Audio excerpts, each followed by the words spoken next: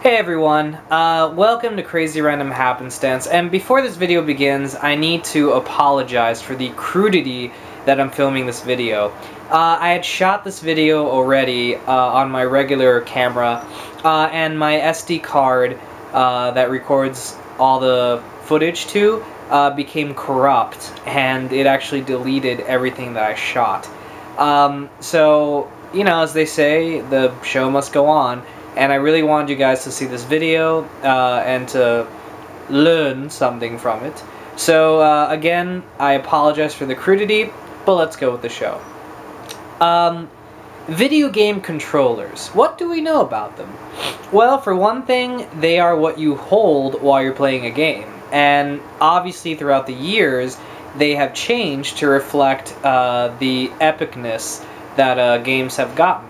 And I've always felt that Nintendo was the company that always kind of kept revolutionizing controllers as every new system came out. So, what I have here is in fact a bunch of Nintendo controllers, and I kind of want to go over all of them. So let's start with the original Nintendo Entertainment System controller. Not sure if a lot of people know this, but you see this thing right here? This is called a D-pad, and this is what you use to control your character. And Nintendo was one of the first companies to have a D-pad on their controller. In fact, this particular design, where it's like a cross, is actually patented by Nintendo, so only they can use stuff like this. No one else can. So I don't know if you think that's epic, but I think it's pretty damn epic. And then over here, now, this is actually not a real Super Nintendo controller. The Nintendo logo is not on it. This is a knockoff, but it's the exact same shape and layout as a real Super Nintendo controller. And as you can see, it retains the D-pad, but it also added shoulder buttons, an L and an R button. And also, if you notice the layout of the buttons here, they're very similar to current next-gen gaming consoles. Nintendo kind of first revolutionized the layout of the modern day controller with adding shoulder buttons and the cross or the diamond shaped buttons. And Sega Genesis at the time had an A, B, and C button. Nintendo had 4 buttons, A, B, X, Y. So pretty epic if you ask me. So when they made the Nintendo 64, again Nintendo revolutionized it with this little thing right here. Now, there were joysticks before, but this was the first time an analog joystick was controlled with just your thumb. Before, people had to kind of grab onto this giant stick and kind of go like that. But here, it just had this. And obviously, Sony kind of perfected it by adding 2 analog sticks for first-person shooters. But here, in its first time, Nintendo was the one who kind of came up with the concept. Also, on the back here, you'll notice that there's a little hole. This hole was used for many things, including this right here. This is a little cute little device called the Rumble Pack. And this plugged in to the controller like that. It stayed on it, and while you were playing a game, the controller would actually vibrate because of the motors that were inside this thing. So this was the first like rumble feature to be included into a Nintendo system, and also a video game system in general, or at least a perfected version of it. And of course, later on, Sony would perfect this yet again by building it into the handles, so it was just built into it so it would shake. But Nintendo was the first that kind of, you know, brought it out in the first place. So kind of interesting, they gave us joystick and rumble, same generation. Now, moving on to the GameCube, really there's not much innovation here. I mean, you could see the dual analog sticks, the D-pad, it has the rumble built in right here to the top.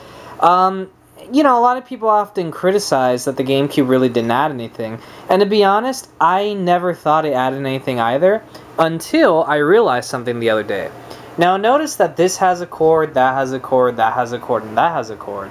You could see that this is a version of the GameCube controller. Very similar, except different color. This is called the Wavebird, and this was Nintendo's first, not first, but really their first perfected version of a wireless controller. And there were wireless controllers before this, but this is really the first time Nintendo said, you know what, those wires suck ass. Let's get rid of them and let's make it wireless. And it was badass. I remember I tested this when I first got it, and I actually left my house, walked all the way like across the street, and I moved the controller, and my sister told me that it actually registered it on the screen. So that's pretty impressive for a wireless controller from last generation. And of course, you guys are very familiar with the Nintendo Wii controller, but the Wii controller brought a new level of epicness, and it's kind of weird that we went from, you know, this to this. But motion controls that's built into this thing actually, you know, paved the way for a new invention, paved the way for new innovations. I mean, now you have Sony with their PlayStation Move and Microsoft with the Kinect, but Nintendo was the first one who brought it out with the Wii.